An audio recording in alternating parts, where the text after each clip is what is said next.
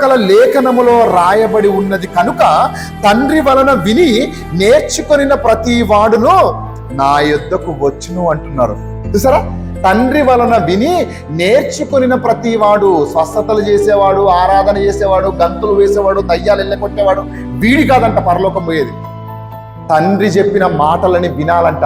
యేసుక్రీస్తు వారు వచ్చి ఏదైతే చెప్పినో బోధనా విధానమో ఆ బోధనా విధానాన్ని ఎవరైతే ఫాలో అవుతారో వారే వెళతారంట. అడుక్కునేవాడికి 64 కూరలు అన్నట్టు మన ఇష్టారాజ్యంగా మనం బ్రతకొద్దు.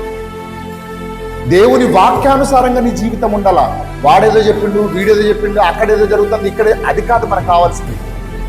తెలుసా ఎంత క్లారిటీగా రాశారు, చదవండి మరొకసారి.